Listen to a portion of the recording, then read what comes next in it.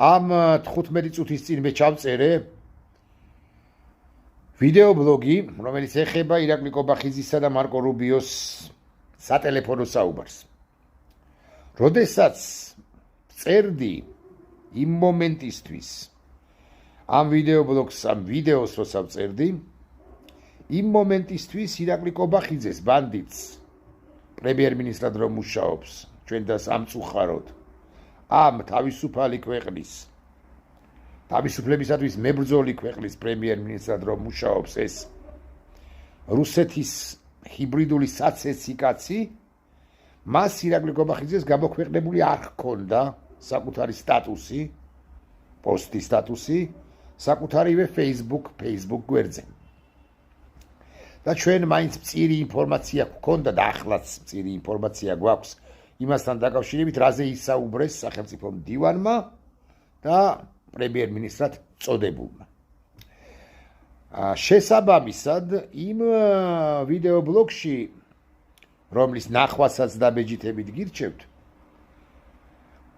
ვერ მოხვდა ირაკლი კობახიძის სტატუსი, თუმცა ვერ განვიხილე ირაკლი კობახიძის სტატუსი, თუმცა ის კი ვთქვი, რომ რაც უფრო მოკლე იქნება ირაკლი კობახიძის სამომავლო სტატუსი მეთქი, ადრე თუ გვიან, რასაკვირველია ის ირაკლი კობახიძე ამ საკითხზე გაამახვილებდა ყურადღებას ამ საკითხზე დაპოსტავდა, მით უფრო ბევრ საკითხზე, სავარაუდოდ მით უფრო ბევრ საკითხზე ისაუბრეს მხარეებმა, მეთქი იმ ვიდეო ბლოგში ვთქვი.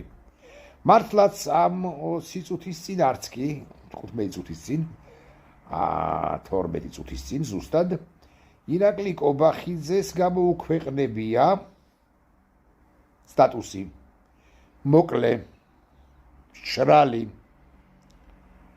სტატუსი.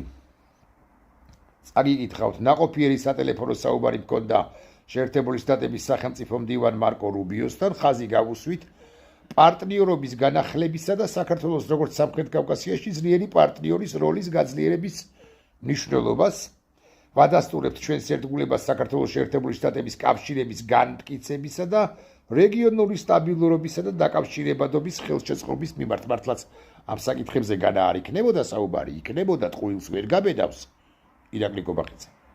თუმცა იქნებოდა განხილული სხვა საკითხებიც.